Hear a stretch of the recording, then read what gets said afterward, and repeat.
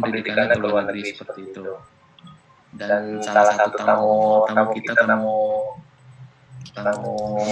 salah satunya adalah salah satu kaprodi di bidang akuntansi yang mungkin teman-teman juga rekan-rekan juga sudah tahu, yaitu Pak Erik Sandi sebagai kaprodi akuntansi di HMT. Oke, kita langsung saja untuk tamu kita yang pertama dengan Mas Jeffrey. Gimana Mas Jeffrey, sudah hadir? Sudah bisa mendengar Mas Jeffrey? Ya, sini hadir. Halo semua, selamat siang. Ya, ini dari Mas Jeffrey juga bisa dijelaskan Mas Jeffrey ini. Mas Jeffrey ingin menjelaskan sedikit terkait perkuliahan kondisi pandemik yang ada di Polandia, situasi terkini. Silahkan Mas Jeffrey. Oke, kalau kita mulai semuanya, selamat pagi waktu Polandia dan mungkin selamat siang pada teman-teman semua. Selamat siang juga buat Pak Erik Sandi. Siang Kak. Situasi terkini di Polandia memang untuk studi kita semua sudah melancarkan studi secara online secara keseluruhan, dan memang sejauh ini belum ada pemberitahuan resmi lagi apakah kita akan kembali ke kampus atau diselesaikan dengan metode online. Sejauh ini hampir semua kegiatan perkuliahan yang memungkinkan dilaksanakan secara online melalui platform-platform yang sudah disediakan oleh kampus. Mungkin kalau situasi studi sejauh ini sih begitu. Terima kasih Mas Jeffrey. Nah, sekarang kita agak lebih komparatif untuk dari Pak Erik sendiri ini bagaimana perkuliahan di Indonesia, salah satunya di UMT gitu Pak, di situasi kondisi pandemik seperti ini. Baik, terima kasih. Bisa didengar? Iya Pak, masuk. Ya, Assalamualaikum warahmatullahi wabarakatuh. Waalaikumsalam warahmatullahi wabarakatuh. Selamat pagi untuk teman-teman yang di Polandia. Jam berapa di sana? Jam 8 ya? Jam 8 Pak ya. 8. Nah, durasi puasa berapa jam? Kurang lebih 17 Pak. 17 sampai 18 ya. 17. Ya, selamat menjalankan ibadah puasa teman-teman di Polandia yang menjalankan ibadah puasa.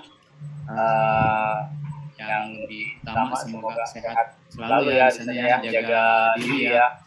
Polandia karena kita jauh dari keluarga kan ya. Selamat siang buat teman-teman mahasiswa-mahasiswi akuntansi. Ya. Siang Pak. Ya, langsung saja ya saya menjelaskan perkuliahan pasca ditetapkannya pandemi COVID-19 di Indonesia. Memang telat mungkin ya, kalau di Indonesia ditetapkan pandemi COVID-19 ini di akhir Maret ya, akhir Maret gitu ya, baru ditetapkan yang namanya PSBB,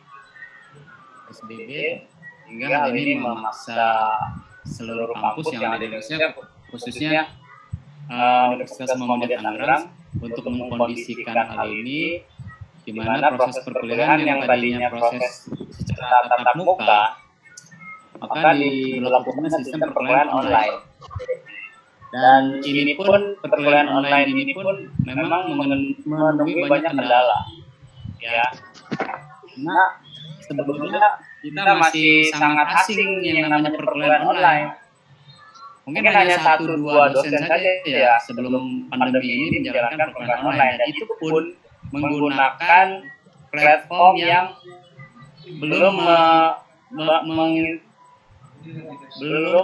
interaksi secara tatap muka. Paling platform online itu ya contoh seperti Edmodo gitu ya, kalau di Indonesia itu sebelumnya banyak menggunakan Edmodo yang tidak ada proses pembelajaran secara tatap muka. Tapi karena adanya COVID-19 ini, maka muncullah platform baru yang namanya Zoom Meeting. Dan Zoom Meeting ini memang menawarkan hal-hal yang menarik dalam proses pembelajaran jarak jauh. Tetapi hal ini pun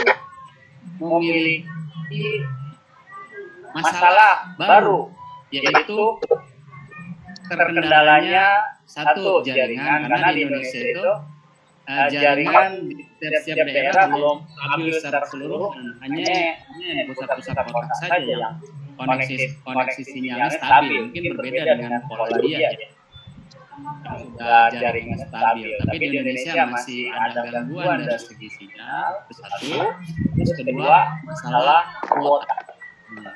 Masalah kuota ini, penggunaan Zoom ini memang agak membuat kuota yang mudah seperti ini.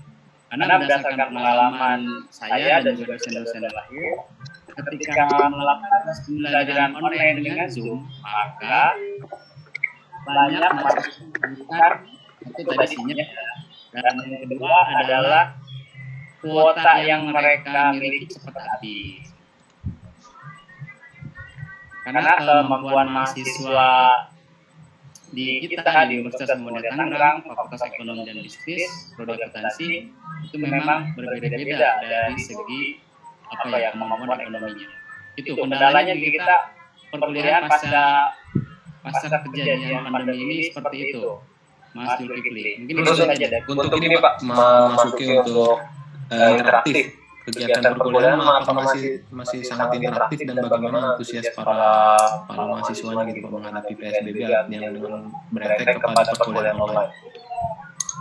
Oke, menghadapi PSBB, mahasiswa pada dasarnya interaktif ya, mengikuti segala instruksi dan perkuliahan berjalan dengan sebagaimana mestinya, walaupun ada kendala-kendala yang tadi saya jelaskan ya.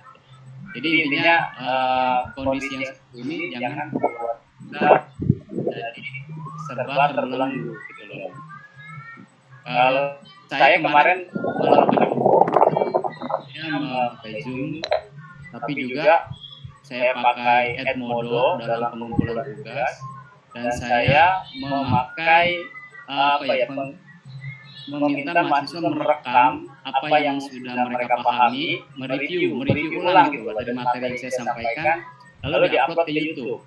Nah, dari situ saya bisa menilai apakah materi yang saya berikan itu bisa mereka pahami atau tidak dengan cara mereka menjelaskan kembali atau mereview apa materi yang sudah dibahas. Itu kalau di saya khususnya ya.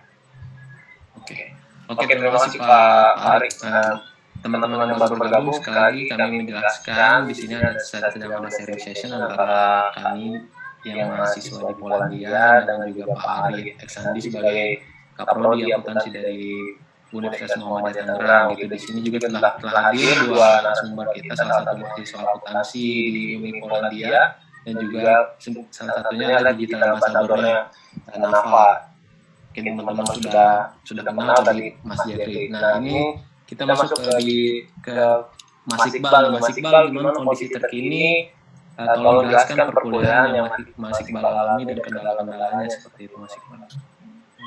Oke, pertama-tama Assalamualaikum ya. Assalamualaikum warahmatullahi wabarakatuh buat teman-teman yang di Indonesia. Pak Ari Eksandi.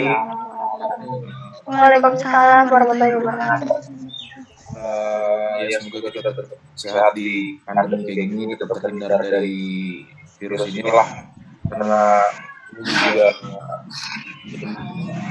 musibah buat, kalau saya bilang buat semuanya nih, buat perekonomian, pendidikan, semuanya kena dampaknya dari sini. Saya untuk teman-teman di Polandia sendiri mungkin tadi udah dijelasin ya, kalau gimana perkuliahan di sana kan benar-benar berubah. Dan ini sama yang sama sebenarnya kejadian di Portugal juga, karena kebetulan saya pas pandemi ini muncul, saya itu pas pindah ke Portugal, pemerintah menetapkan state of emergency, jadi langsung di-declare tuh. Jadi lockdown, orang yang keluar rumah kena fine, yang boleh keluar ke supermarket, tempat perbelanjaan, dan benar semuanya tugas, kampus tutup. Kita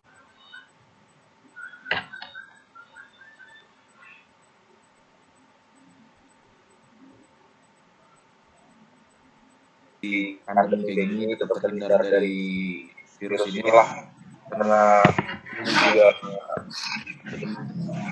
musibah buat, kalau saya bilang buat semuanya nih, buat perekonomian, pendidikan, semuanya kena dampaknya dari sini. Saya untuk teman-teman di Polandia sendiri mungkin tadi udah dijelasin ya, kalau gimana perkuliahan di sana itu benar-benar berubah dan ini sama yang sama sebenarnya kejadian di Portugal juga, karena kebetulan saya pas pandemi ini muncul, saya itu pas pindah ke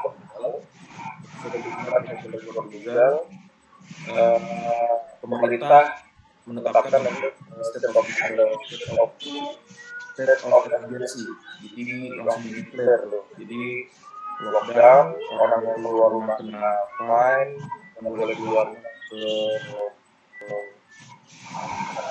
supermarket, tempat perbelanjaan, dan benar semuanya berubah, kampus tutup, kita lebih banyak project. Jadi basically sebenarnya saya pikir sama ya sistem perkuliahan di sini selama pandemi, khususnya buat anak-anak akuntansi. Kalau anak-anak akuntansi di sini yang awalnya kita ke assessment, kalau saya bilang assessment di kelas itu berubah jadi lebih ke pergantian project. Jadi kita dikasih project untuk project investment atau project apapun itu, lebih banyak meeting di Zoom juga gitu. Jadi selama pandemi hal yang kita alamin sih itu buat perkuliahan projectnya lebih banyak, terus kurang lebihnya itu sih hampir sama sih, semuanya meetingnya di Zoom. Kesusahannya kita lebih susah sekarang buat deket sama dosen karena kadang-kadang koneksi juga nggak lancar dibandingin sama Poland. Portugal tuh koneksinya lebih jelek gitu. Portugal lebih jelek, jadi kadang harus putus, apalagi Zoom kan cuma bisa 40 menit lebih kan, jadi setiap saat kita harus masuk lagi, jadi lebih kayak gitu sih. Jadi terkendala sih di bagian learning progress-nya dari student buat belajar dari yang biasanya kita di kelas kita lebih cepat nangkep dibandingin sama Zoom itu kita lebih lambat sih. Itu aja sih kalau di sini.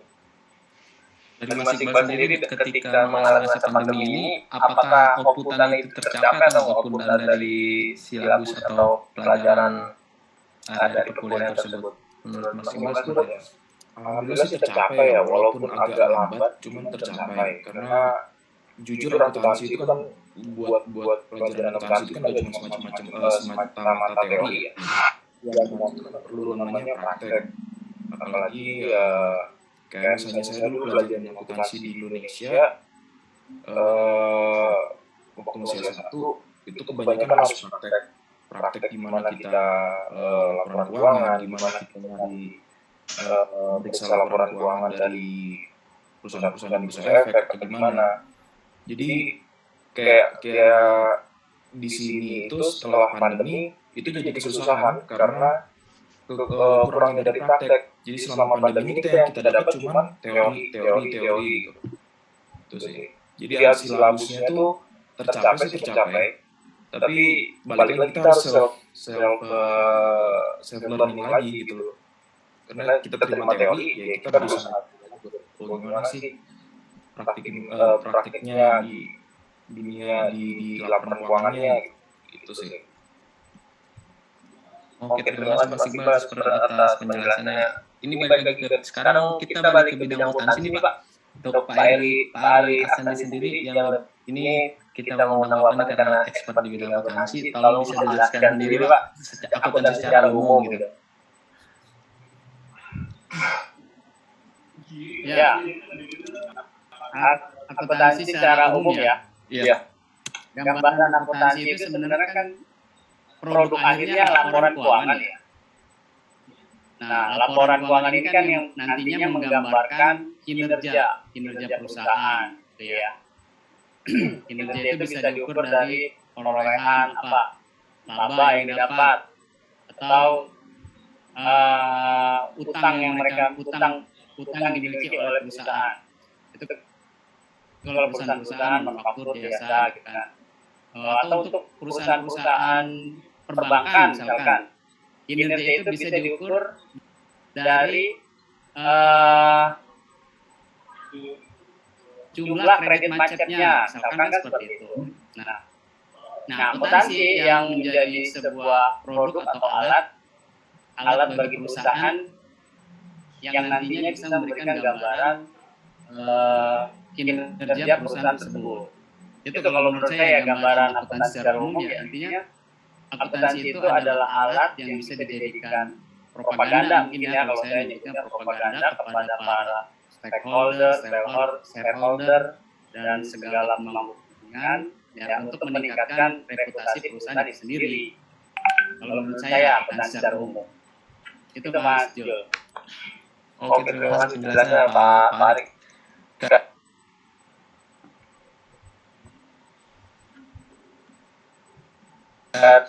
Jadi ketika jadi bidang akuntansi ini sangat penting ya Pak Ari untuk salah satu perusahaan atau dalam asesor benar bagaimana laba dan bagaimana keuangan dari sebuah perusahaan tersebut gitu. Kita bisa komparasi dari Mas Iqbal sendiri bisa jelaskan apa sih bedanya Mas Iqbal ketika studi di akuntansi di Indonesia dan Mas Iqbal sekarang studi di luar negeri gitu, salah satunya Poland dan Portugal. Kalau saya bilang komparasi ya, kalau saya bilang komparasi banyak banget sih sebenarnya. Itu biasanya sih itu. Jadi waktu saya studi akuntansi di Indonesia, waktu itu saya masih ingat tuh, waktu di Indonesia sistem akuntansi di Indonesia itu baru mau mengadopsi sistem IFRS. Jadi waktu itu Indonesia masih pakai GAAP, waktu itu masih ingat saya masih pakai GAAP, JAS, PSAK kalau nggak salah ya, PSAK, IAI baru mau mengaplikasikan IFRS.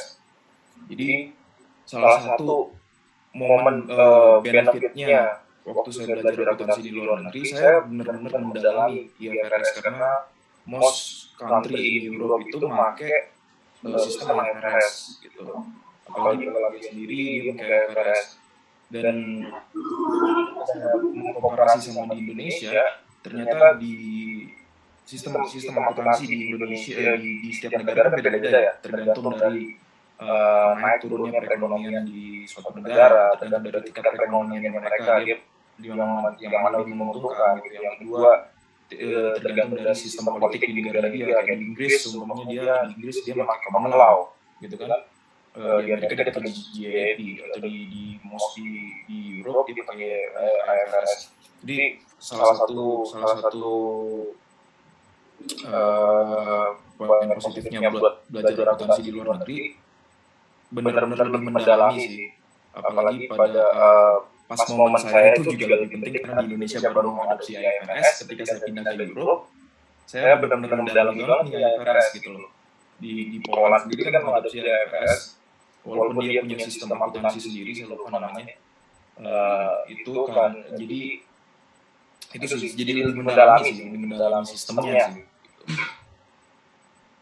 Ada perbedaan signifikan nggak Mas Iqbal antara beberapa sistem tersebut? Sebenarnya sih nggak ada perbedaan signifikan sih. GAAP sama IFRS itu basically sama, cuman bedanya ketika yang beda gitu. Jadi waktu di Indonesia saya masih pelajaran GAAP itu dia contohnya nih ya, di laporan keuangan itu aset di GAAP itu nggak dijabarkan. Kalau di IFRS itu lebih dijabarkan, kayak non current dan current aset gitu. Jadi lebih itu sih, lebih bedanya sih perubahan laporan keuangan yang dulu saya pelajari. Terus komparasinya sih itu. Atau misalnya contohnya gini, contohnya itu ketika belajar di Eropa, saya lebih paham masalah-masalah kompleks secara akuntansi. Contohnya gini, revaluation aset gitu. Dari banyak, contohnya di Jerman ini banyak pengusaha yang memindahkan asetnya di Jerman ke Poland. Kenapa? Karena di Poland ini mata uangnya masih memakai currency yang zloty, lebih rendah daripada mata uang euro. Jadi untuk pengusaha di Jerman, buat mereka ini lebih menguntungkan kalau misalnya mereka pindah di Poland gitu. Sebelum mereka dikalahin sama orang Prancis atau orang Belanda, mereka lebih ngambil langkah lebih dulu untuk memindahkan asetnya mereka di Poland. Nah, jadi ketika memakai sistem IFRS, di IFRS itu kan dia mengenal yang namanya revaluation ini gitu. Nah, ini yang harus lebih mendalaminya sih di situ. Ketika waktu saya belajar di Indonesia, GAAP itu nggak mengenal revaluation. Maksudnya GAAP itu mengenal revaluation, cuma dalam bentuk yang berbeda. Ketika saya sampai di Eropa, ternyata revaluation yang dipakai itu berbeda. Tuh sih, jadi saya harus lebih terbiasa dengan sistem yang baru. Tapi untungnya Indonesia sekarang udah mulai mengadopsi IFRS, ya. Kalau nggak salah dari tahun 2011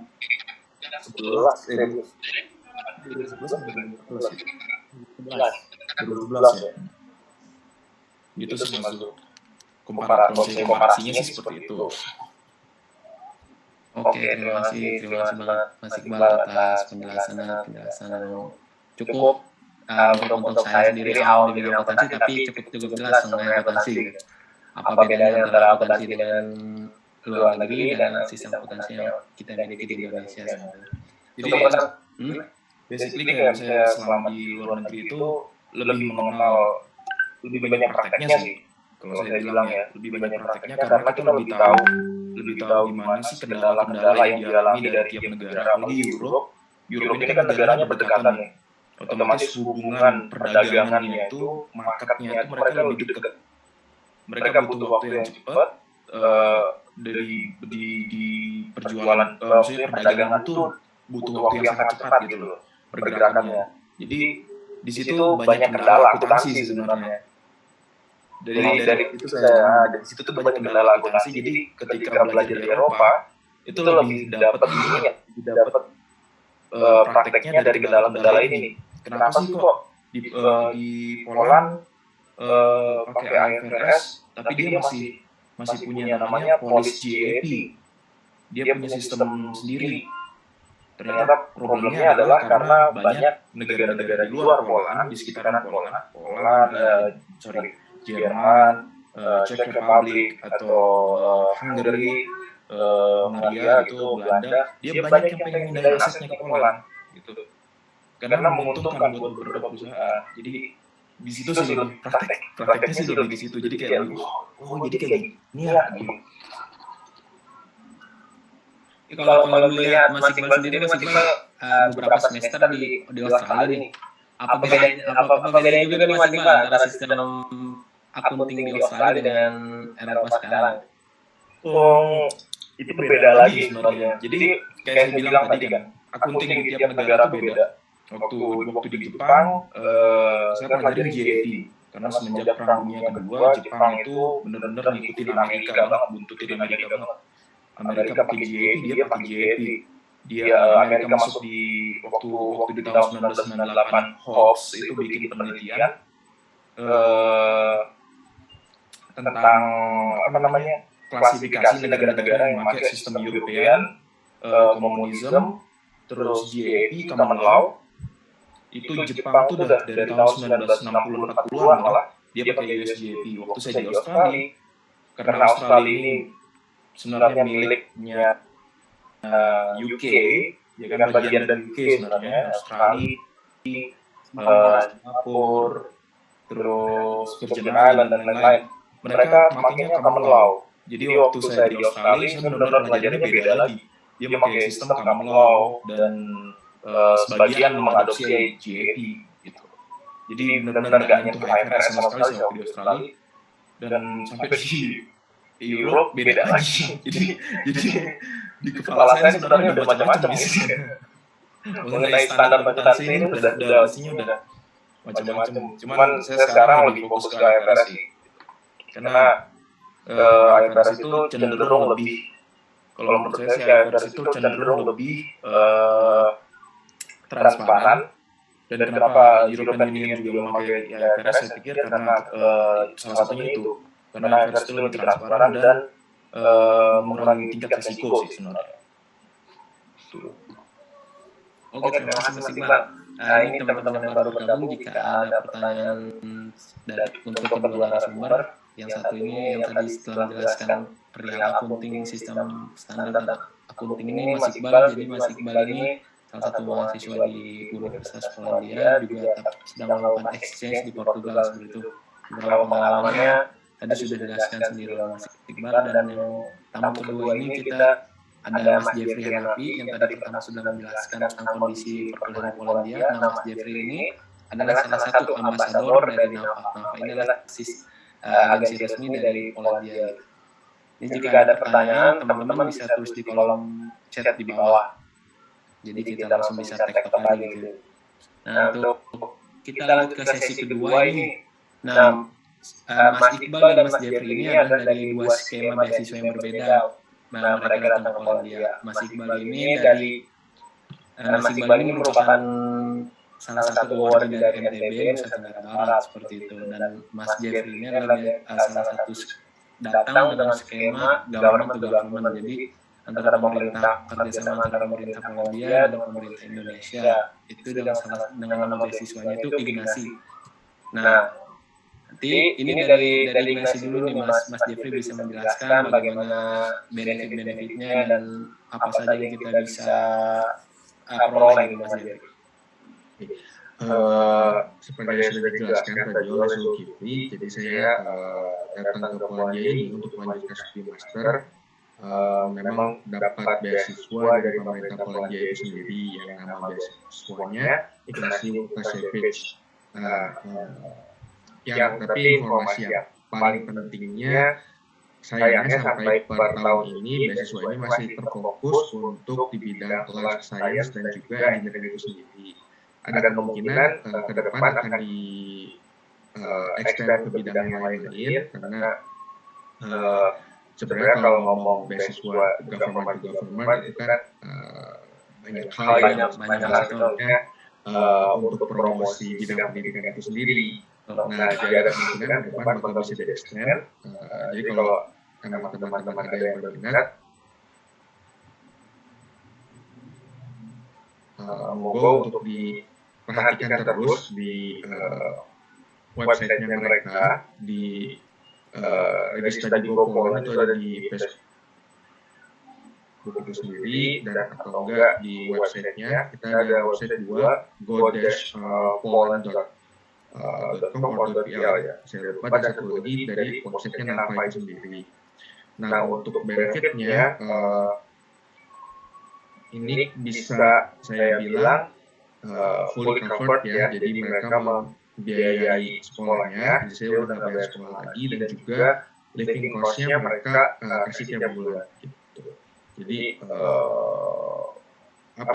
worth banget sih kalau buat saya pribadi. Jadi saya hampir nggak ke luar uang dari kantong pribadi, hanya buat awal-awal settlement dan juga untuk tiket pesawat aja waktu awal-awal.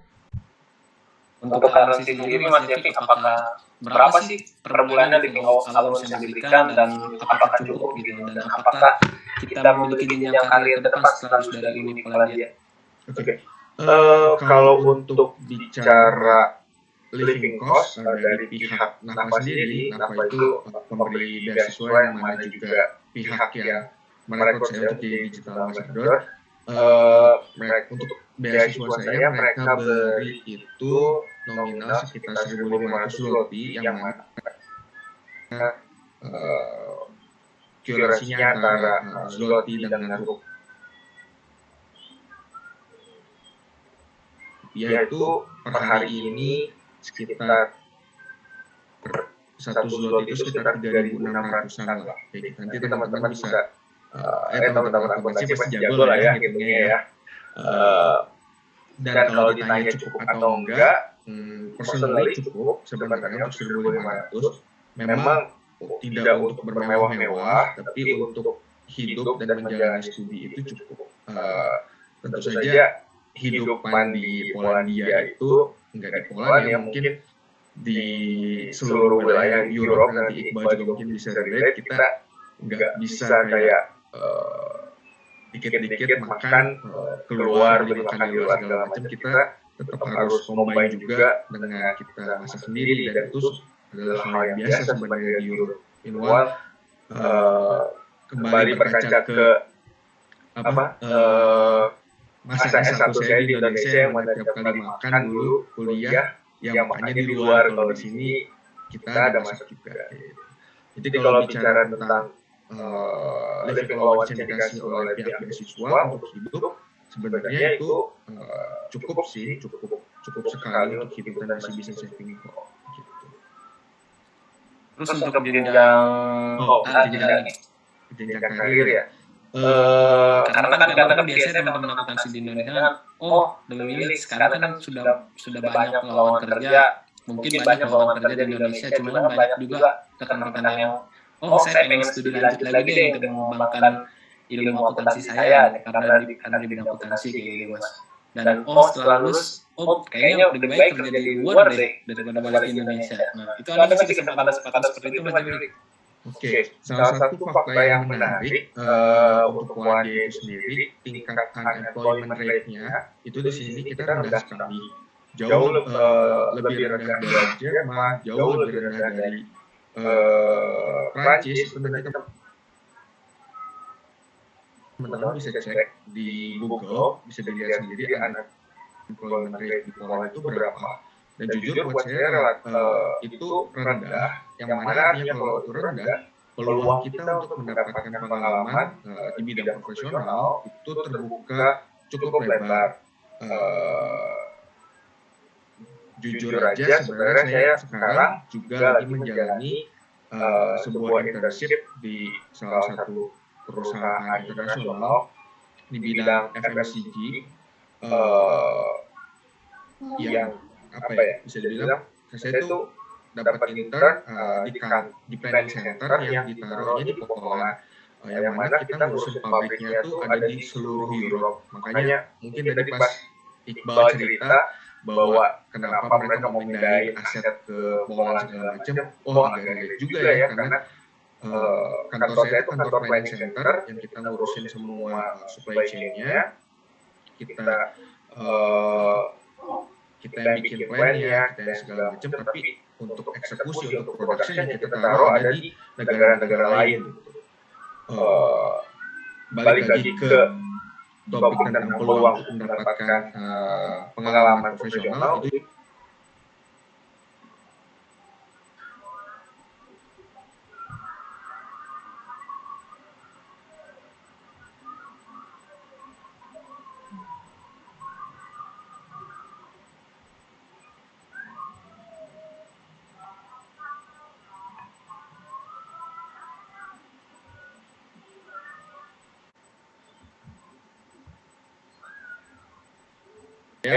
jujur dapat internship ini nggak terlalu perlu perjuangan ya, tapi offernya tuh ada banyak banget sih di internet. Kita bisa cari dan kita bisa coba, dan itu hal yang wajar banget untuk di Polandia khususnya bagi mahasiswa menjalankan studinya sambil melakukan internship atau bahkan bekerja paruh waktu atau bahkan full di perusahaan. Gitu. Oke, terima kasih penjelasan Mas Jeffrey. Ini mungkin teman-teman di sini masih curious atau penasaran, apakah akan terjadi diskriminasi untuk mahasiswa asing sendiri dalam perkuliahan atau juga dalam jenjang karir profesional seperti itu? Mungkin bisa dijelaskan oleh Mas Iqbal. Kalau diskriminasi nggak ada kalau saya bilang. Kalau jadi kayak udah dijelasin sama Mas Jeffrey tadi ya, studi di Poland, studi di Europe, itu kayak gitu tadi, gimana-gimananya buat living cost dan lain-lain. Bener sih, kayak katanya Mas Jeffrey, buat studi di Europe tuh nggak bisa kita foya-foya kayak di Indonesia gitu, nggak bisa. Bener-bener kalau kita kayak gitu nggak hidup, istilahnya kayak gitu. Jadi ketika studi di Europe, secara nggak langsung naluri kita sebagai manusia buat bertahan hidup, gimana caranya biar bisa irit, biar bisa nabung, uang yang dikasih segini cukup, sama pemerintah segini cukup, itu tergunakan dengan baik lah selama 1 bulan, itu tiba-tiba muncul aja gitu. tiba-tiba jadi koki lah, mendadak jadi koki gitu. Kalau soal diskriminasi sih, kalau saya bilang sih dalam pendidikan di Eropa tuh nggak ada ya, karena orang Eropa ada, maksudnya tingkat imigrasi di Eropa sendiri itu juga besar. Di Poland salah satunya juga tingkat imigrasinya juga besar, jadi mereka udah biasa melihat orang asing sih. Mereka tuh udah biasa melihat orang asing, mengajari orang asing, dan kebanyakan juga profesor di Poland itu atau dosen di Poland itu mereka juga belajarnya di luar Poland gitu. Jadi ada yang lulusan di Prancis, atau ada yang beberapa ngambil dosen Prancis buat ngajar di Poland, atau ada yang dulunya belajar di UK. Jadi kebanyakan dari mereka juga udah biasa ketemu sama orang asing, jadi nggak ada diskriminasi sih kalau saya bilangnya. Terus yang kedua, buat jenjang karir, buat akuntansi di sini, sebenarnya di sini tuh akuntansi tuh jadi sebuah lapangan pekerjaan yang paling dicari sih sebenarnya kalau saya bilang buat di Europe itu. Apalagi buat di Jerman sama Spanyol sama Italia. Kenapa? Karena seperti kita tahu, walaupun Europe ini satu, mereka itu tapi saling membenci satu sama lain. Jadi mereka ini juga bersaing satu sama lain. Kayak contohnya Spanyol sama Prancis, mereka ini saling benci satu sama lain. Walaupun mereka ini, oh kita di European Union, kita jadi satu, tapi mereka ini membenci. Mereka gimana caranya? Pokoknya saya harus lebih baik dari Prancis, atau Portugal harus lebih baik dari Spanyol gitu. Jadi mereka itu lebih kayak, saya butuh karena sekarang itu mau masuk ke industrial age 4.0 ya, kalau saya bilang 4.0 ya. 4.0, jadi dibutuhin nih yang namanya akuntan-akuntan yang lebih yang lebih profesional, dicari kayak perusahaan-perusahaan kayak di Jerman tuh salah satu badan akuntingnya membutuhkan akuntan yang lebih baik gitu. Jadi kalau saya bilang buat ini sendiri sebenarnya bidang yang sangat bagus juga sih buat belajar akuntansi di luar negeri, karena jenjang karirnya aja bagus juga sih. Itu akuntan yang baik yang gimana bisa mengadopsi sistem segini untuk di industrial age 4.0 gitu loh istilahnya kayak gitu. Sedangkan kayak Mas Jeffrey tadi bilang, mungkin rata-rata sih mahasiswa di sini juga dapat internship juga. Kebetulan saya juga dapat internship, insya Allah mungkin kalau bulan depan pindah lagi saya ke Itali dalam di sana jadi akuntan juga. Kalau saya bilang kan jadi jenjang karirnya enak sebenarnya gitu, mudah untuk dapat internship juga. Dari internship bisa jadi permanent work atau gimana gitu. Saya bilang sih kayak gitu.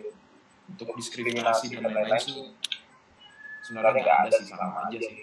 Saya bilang, maksudnya balik lagi itu ke masalah sosial sih. Kalau di dunia pendidikan sih sama aja sih di mana-mana. Oke, terima kasih Mas Iqbal penjelasannya, Mas Jeffrey. Ini juga sekedar teman-teman mungkin ada yang baru bergabung. Nah, kita sedang melakukan sharing session antara Mas Arvin kejelasan dari Mas Iqbal, salah satu mahasiswa akuntansi di Polandia, dan juga tadi yang pertama kali adalah Mas Jeffrey sendiri. Mas Jeffrey ini salah satu mahasiswa di Universitas Polandia di bidang otomasi robotik, dan juga sekarang sedang diberikan amanah sebagai digital ambassador.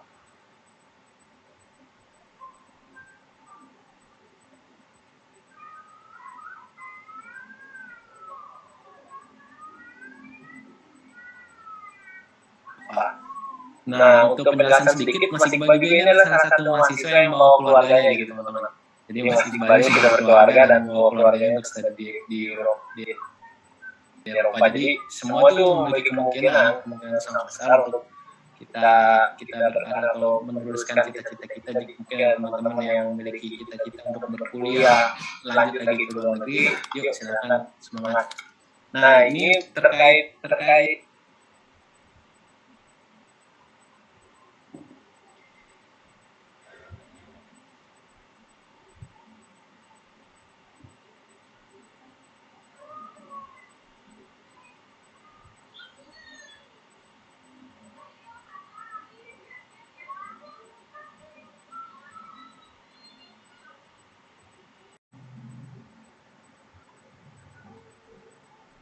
juga sekedar teman-teman mungkin ada yang baru bergabung. Nah, kita sedang melakukan sharing session antara satu kejelasan dari Mas Iqbal, salah satu mahasiswa akuntansi di Polandia, dan juga tadi yang pertama kali adalah Mas Jeffrey sendiri. Mas Jeffrey ini salah satu mahasiswa di Universitas Polandia di bidang otomasi robotik dan juga sekarang sedang diberikan amanah sebagai digital ambassador Innova. Nah, untuk penjelasan sedikit, Mas Iqbal juga ini adalah salah satu mahasiswa yang bawa keluarganya gitu teman-teman. Jadi Mas Iqbal ini sudah berkeluarga dan bawa keluarganya untuk studi di Eropa. Jadi semua itu memiliki kemungkinan sangat besar untuk kita berharap atau meneruskan cita-cita kita. Mungkin teman-teman yang memiliki cita-cita untuk berkuliah lanjut lagi ke luar negeri, yuk silakan, semangat. Nah, ini terkait mungkin jika teman-teman ada pertanyaan, tolong sampaikan di kolom komentar ya, di kolom chat di bawah.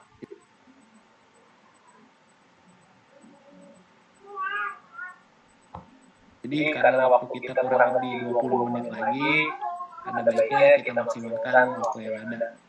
Nah, terkait kualitas pelajar sendiri nih Mas Iqbal dan Mas Jeffrey, kualitas pelajar sendiri antara kualitas Indonesia, maksudnya lulusan Indonesia dan juga lulusan luar negeri, saya rasa sih nggak ada bedanya jika ingin berkarir.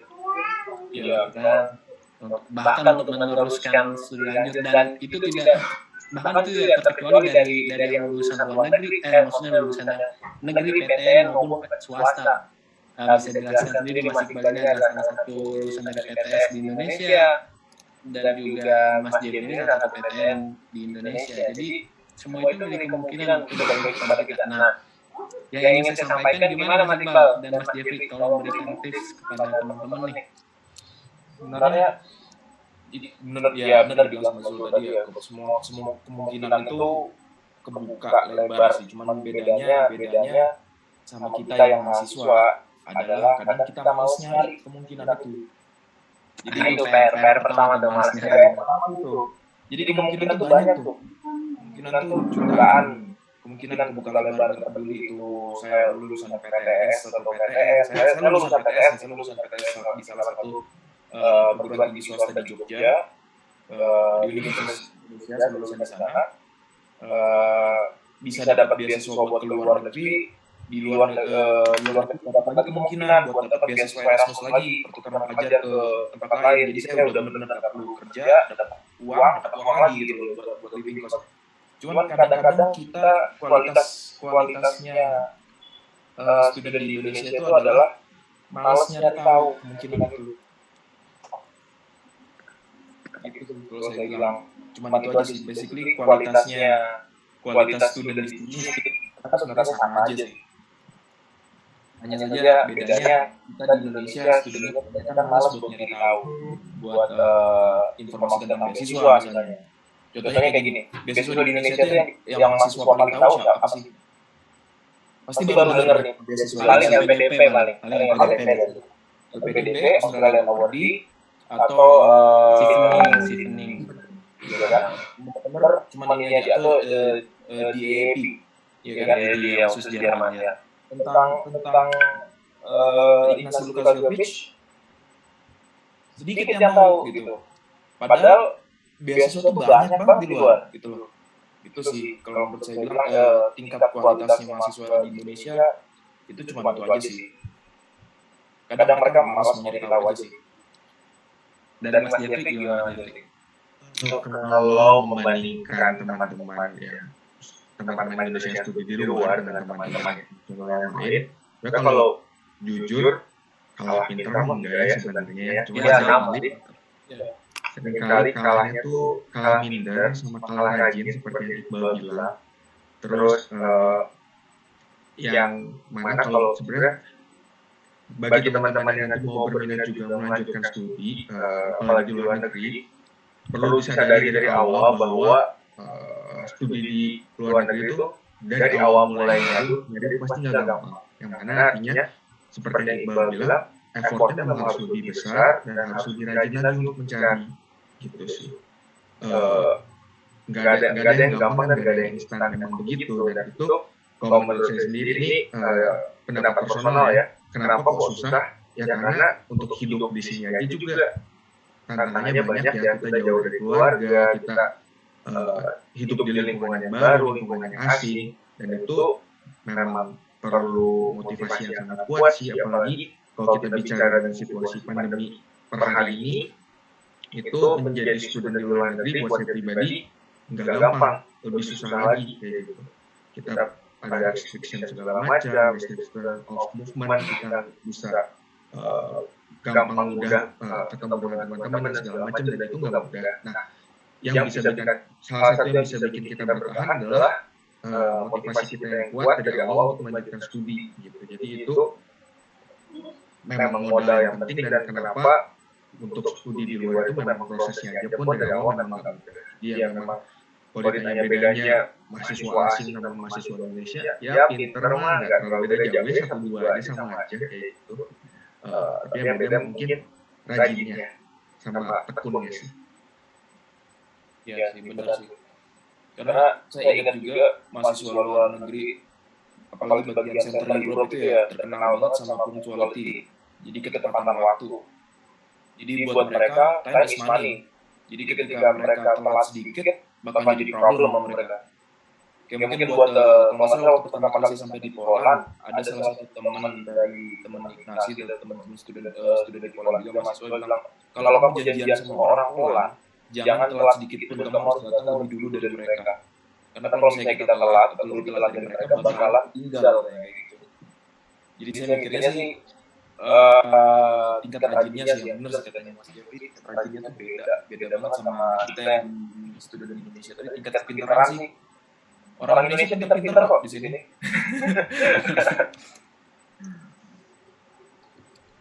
Oke, terima kasih Mas Jeffrey dan Mas Iqbal untuk sarannya. Dari Pak Ari sendiri, untuk Pak Ari nih, Pak Ari, semoga ada wejangan untuk kita yang sedang kuliah di luar negeri, juga untuk mahasiswa Indonesia yang sedang ikut dalam semester kali ini, Pak Ari. Wejangan mungkin bukan wejangan ya. Karena saya lebih ahli gitu ya. Nah, dari segi pengalaman kan saya 1 S2, sekarang lagi proses S3 di dalam negeri semua. Jadi saya dapat masukan atau pencerahan proses kuliah di luar negeri. Mungkin sekedar mengingatkan aja, namanya juga kan bukan di negara sendiri gitu ya, bukan di negara sendiri ya. Intinya adalah kita tetap menjadi warga negara asing yang baik di sana gitu ya, mengikuti peraturan yang ditetapkan pemerintah, apalagi kondisi COVID kayak gini kan. Mungkin perlakuan di Polandia, di Portugal lebih ketat daripada Indonesia gitu ya, terkait pelaksanaan kalau Indonesia sebutnya PSBB ya. PSBB. Kalau di Portugal atau Polandia saya nggak tahu namanya apa ya. Sama Pak, lockdown Pak. Lockdown ya. Intinya itu tetap mengikuti aturan yang ditetapkan oleh pemerintah sana. Namanya budaya berbeda, takutnya kita berpikir apa yang kita lakukan hal yang biasa wajar, tapi menurut mereka itu hal yang kurang ajar gitu ya. Contoh misalkan tadi janjian dengan orang Portugal harus datang lebih cepat dari mereka gitu kan. Nah itu kan berbeda 180 derajat dengan kebudayaan kita gitu. Kalau kita kan rapat mulai jam 2 tapi undangannya jam 1. Contohnya kan seperti itu. Karena memang budaya telat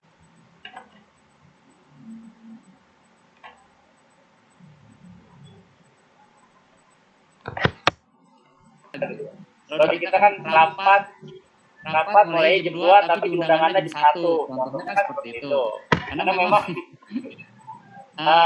budaya telat itu sudah terlalu kuat. Intinya itu aja. Mengikuti peraturan yang ditetapkan pemerintah dan menempatkan diri sesuai dengan budaya yang ada di sana. Terus untuk teman-teman yang sekarang masih kuliah S1 di UMT, mungkin ini sharing session dari teman-teman yang kuliah di Polandia dan Portugal bisa menjadi pencerahan ya buat kalian semua. Jangan berpikir hanya puas pada proses pembelajaran selesai S1. Selama bisa ambil beasiswa luar negeri dan ada kemungkinan dan pastinya memang kesempatan akan selalu ada. Ya. Intinya tadi Mas Iqbal bilang bagaimana kita mau mencarinya ya, sebenarnya kan seperti itu. Semua pasti ada peluang. Nah, kalau memang kesempatan itu ada, ambil, jangan sampai enggak. Jangan sampai nanti timbul penyesalan. Dulu saya pernah ada tuh tawaran beasiswa ke Cina. Nah, cuma penyakit orang Indonesia itu adalah satu tadi belum ditambahkan ya oleh Mas Jeffrey Iqbal. dan Mas Iqbal ya. Apa itu Pak? Penyakit orang Indonesia itu homesick. Kalau nah itu yang nggak bisa ditawar-tawar. Terus yang kedua adalah agak susah untuk keluar dari zona nyaman. Ya, belum berpikir out of the box gitu ya. Nah, mereka sudah puas dengan apa yang sudah dicapai di Indonesia. Contoh misalkan kuliah, terus sebelum lulus dapat pekerjaan, bagian administrasi, bagian akunting. Ya udah nyaman seperti itu, berjalannya seperti itu sampai mereka berkeluarga sampai tua akan seperti itu. Itu penyakitnya orang Indonesia tuh agak susah seperti itu. Agak susah untuk out of the box dan kalaupun ke luar negeri nggak tahan lama. Homesicknya tuh kuat gitu ya. Itu saja sih mungkin masukan-masukan dari saya, Mas Jul, itu saja ya. Terima kasih Pak, terima kasih sebelumnya. Terima kasih atas pejangannya juga untuk masukan kepada kami semua mahasiswa yang mana outputannya pasti harus berbakti pada negeri dan membanggakan Ibu Pertiwi seperti itu. Lanjut lagi nih untuk teman-teman. Saya mengingatkan lagi kita sesi ini sisa kurang lebih 8-10 menit. Jika ada teman-teman di sini memiliki pertanyaan, tolong dituliskan di kolom chat atau langsung komen saja, tidak ada masalah, hidupkan mic-nya. Kayak gitu, nggak usah malu, kita juga sama-sama belajar di sini. Terutama Pak Ari sebagai pengajar. Gitu. Oke, lanjut lagi nih Pak. Mungkin masuk ke penjelasan terakhir ya dari Mas Jeffrey. Nah, terkait perkuliahan di Polandia dan bagaimana persyaratannya dan apa saja sih dan bagaimana dan kapan saja dibuka gitu. Tolong jelaskan lagi Mas Jeffrey. Kalau untuk studi general in Europe, nggak terkhusus di Polandia, sebenarnya kita tuh untuk memulai kuliah kita ada dua. Kita bisa ada yang mulai sekitar bulan Februari dan juga ada yang normal seperti di Indonesia pada bulan sekitar September Oktober ya kalau nggak salah. Dan itu normal. Seperti yang tadi saya udah bilang, sayangnya untuk sejauh ini memang dari NAFA yang mana adalah itu adalah agensi dari pemerintah Polandia itu sendiri yang memberikan beasiswa, belum ada beasiswa diberikan kepada warga negara Indonesia untuk di bidang akuntansi itu sendiri. Tapi tidak menutup kemungkinan bahwa ada peluang dari kampus ke kampus. Gitu. Itu nggak pernah tertutup kemungkinannya karena itu sifatnya pribadi dari kampus itu sendiri. Dan juga dari pengalaman saya dulu waktu S1 dari teman-teman saya, itu ada aja program untuk misalkan exchange ke Polandia, ke luar negeri, dan salah satunya ke Polandia, yang mana saya pribadi jujur nyesel sih S1 dulu nggak exchange kemana-mana. Kenapa? Kok nyesel? Karena banyak hal sebenarnya bisa didapatkan dari mencoba studi dan juga hidup di luar negeri itu sendiri. Kita bisa berpikir suatu hal yang beda. Kita seperti yang Pak Ari mention tadi, kita bisa berpikir out of the box. Kita bisa melihat sesuatu yang baru dan akhirnya berinovasi. Saya bisa pastikan Jeffrey yang hari ini dan Iqbal yang hari ini sudah berbeda pandangannya dengan kita yang dulu masih di Indonesia. Bukan berarti kita berubah jadi jelek, enggak. Tapi kita sudah bisa banyak dapat inspirasi gitu. Oh, ada satu hal yang baru di sini, ada yang lain di sini, kayak gitu. Kita kalau kita bisa memilah informasi lebih banyak, kita bisa berpikirnya bisa lebih lebih kompleks, yang mana kita bisa dapat keputusan yang lebih baik karena mempertimbangkan banyak hal, yang mana itu bagus sebenarnya untuk pengembangan diri kita ke depannya itu sendiri. Kayak gitu. Jadi nggak menutup kemungkinan jika ada teman-teman yang berminat untuk melanjutkan studi salah satunya ke Poland, bisa dicari lebih giat di internet atau bahkan untuk sekedar exchange yang 1 semester atau mungkin lebih dari 1 semester atau bahkan untuk program di summer itu sekitar Juni, Juli sampai September itu sendiri itu biasanya selalu ada. Dan seperti yang Pak Ari mention tadi, ya kalau ada kesempatannya jangan disia-siakan kayak gitu. Jadi kalau untuk beasiswa sejauh ini belum ada, tapi yang resmi dari NAFA belum ada untuk teman-teman akuntansi sayangnya. Tapi kemungkinan peluang untuk ke Europe atau ke Polandia itu sendiri jalannya sebenarnya selalu ada. Banyak jalan lah menuju Roma. Romanya kita ganti aja Polandia kayak gitu. Jalannya banyak. Dari Mas Iqbal ada kayak untuk rekan-rekan hari ini yang hadir. Buat rekan-rekan hari ini sebenarnya akuntansi ya. Sebenarnya akuntansi itu bidang yang unik sih kadang-kadang. Itu kalau teman-teman pengen melanjutkan kuliah ke luar negeri kayak tadi dibilang sama Mas Jeffrey, kuliah ke luar negeri, especially di bidang akuntansi itu menjadi bidang yang sangat menarik sih sebenarnya buat belajar di Europe. Karena kalau kayak saya jelasin tadi sebelumnya, kita jadi lebih banyak tahu.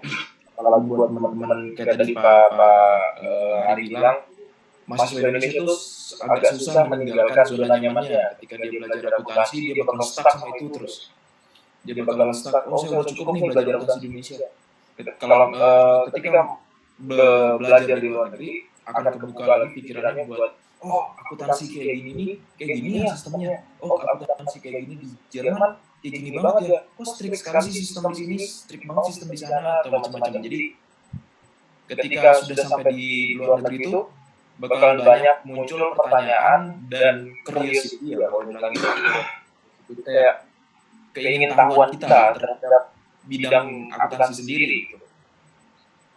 Bahasa pengantar yang ini ada pertanyaan nih.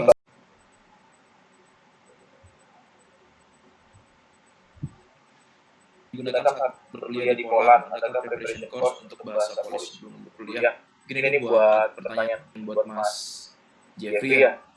Oke, langsung kita jawab aja kali ya. Iya. Lumayan waktu. Untuk studi bahasa pengantarnya opsinya ada 2, yang satu dengan bahasa lokal, yang kedua dengan program internasional yaitu di Conduct in English. Jadi kalau mau ngambil yang dalam bahasa Polish ya juga boleh, tapi pasti kemampuan di bahasa Polish itu sendiri. Tapi kalau saya sendiri pribadi berkuliah di program internasional yang conducted in English. Jadi preparation course-nya untuk bahasa Polish tidak. Kalau kalian mau lanjut bahasa Polish, kalau kalian mau ambil preparation course dan juga lanjut kuliah internasional juga bisa. Kalau mau langsung kuliah di internasional dengan bahasa Inggris pun itu juga mungkin aja. Oke, terima kasih Mas Jeffrey atas pertanyaan. Lanjut lagi, selain homesick nih, kira-kira kesulitan apa lagi yang kita hadapi selama kuliah di luar negeri? Langsung singkat aja Mas Jeffrey. Well, drama kehidupan selalu banyak ya, nggak menutup kemungkinan di Indonesia pun kalau kalian merantau drama kehidupan kan selalu ada. Kalau yang seperti yang Pak Ari bilang tadi homesick segala macam itu benar banget. Kalau saya pribadi homesick ya homesick aja. Cuman kalau karena udah dilempar ke Europe sini, mau pulang tuh mikir, udah amat tiketnya mahal ya, dan juga terbangnya lama. Terbang lama kayak gitu tuh 12 jam. 12 jam. Lebih bahkan kalau nggak salah ya. Udah amat terbang lama kayak gitu, pulang-pulang tuh nyampe Indonesia seneng gitu. Cuman punggung mau putus. Jadi ya pertimbangannya lumayan juga gitu, selain finansial karena tiket juga lumayan kan, pulang pergi kayak gitu. Dan juga pertimbangan gitu. Banyak pertimbangan. Kayak nggak mungkin lah kita pulang cuma seminggu doang, kayak udah berapa hari habis buat nyesuaiin badan, karena perbedaan zona waktu kan pasti berpengaruh banget. Dan juga beres itu masalah punggung, duduk terus 12 jam juga pegel gitu. Jadi ya kalau yang Pak Ari bilang soal homesick segala macam, kalau saya bilang sih udah Pak, lempar aja Pak anaknya ke Europe ya gitu. Ntar juga pulang mikir kok dia Pak. Oke, terima kasih Mas Jeffrey jawabannya. Ini kayaknya ada pertanyaan selanjutnya cocok untuk Mas Iqbal nih. Pembagian waktu dalam belajar nih, Mas Iqbal, terkait belajar akuntansi. Ada pembagian waktu yang signifikan nggak? Ada kiat-kiat atau trik khusus untuk mendapatkan beasiswa luar negeri? Langsung kita bareng aja sama pertanyaan terkait studi plan nih, exchange. Apakah ada tips penyusunannya? Cara belajar akuntansi, adakah pembagiannya kayak gitu? Pembagian waktu dalam belajar akuntansi. Sebenarnya sih mungkin agak beda di bagian degrinya ya. Kalau saya mungkin di bachelor, bagian waktu buat belajar akuntansi itu lebih gimana ya? Agak masih ya step by step gitu ya. Bagian waktunya mungkin hari ini atau di masa ini belajar ini. Cuman kalau di master sendiri hampir sama juga sebenarnya step by step. Cuman pembagian waktunya lebih kayak kalau di master itu lebih kayak gimana ya saya jelasinnya ya? Lebih ke satu waktu ini kita fokus ke satu subjek dulu gitu sih kalau saya bilang. Jadi nanti subjek yang ini akan berhubungan nanti buat subjek yang satunya di depan gitu. Dulu kalau masalah waktu di bachelor itu saya pernah pelajarin satu ilmu manajemen sama ilmu akuntansi barengan. Yang dimana satu subjek ini ternyata lebih diambilnya lebih dulu daripada subjek yang harus maksudnya subjek yang jadi ada dua subjek yang berhubungan nih. Ternyata subjek yang harusnya diambil di awal itu saya ambil di belakangan, sedangkan subjek yang belakang saya ambilnya di duluan. Mungkin kalau misalnya di master itu agak susah ya, nggak bisa ya. Jadi karena setiap subjek per semester itu bakal saling berhubungan terus sih. Terus kalau misalnya ini sebenarnya sih juga agak bingung sih pembagian waktu dalam belajar akuntansi yang personal apa Personal mungkin seperti yang personal nih, untuk kiat-kiat juga. kalau personal pembagian waktunya sih tergantung dari setiap student sih ya. Kalau saya sendiri bagi waktunya per minggu saya harus belajar di bagian apa dulu, di minggu depannya saya belajar bagian mana dulu. Jadi kalau saya sih ngatur waktunya sih kayak gitu, biar satu cepat masuk, cepat paham, yang kedua nggak lepas tuh yang udah diingat, yang udah dipelajarin itu nggak lepas. Jadi satu minggu itu saya pakai untuk memahami yang satu subjek ini dulu. Benar-benar paham nih, baru saya ngambil subjek yang satunya lagi. Kalau personal sih saya kayak gitu, bagian waktu secara signifikannya. Terus kiat-kiat khusus ya, trik untuk mendapatkan beasiswa ke luar negeri yang satu paling penting, searching. Kita nggak bakalan tahu ada beasiswa atau enggak kalau nggak searching.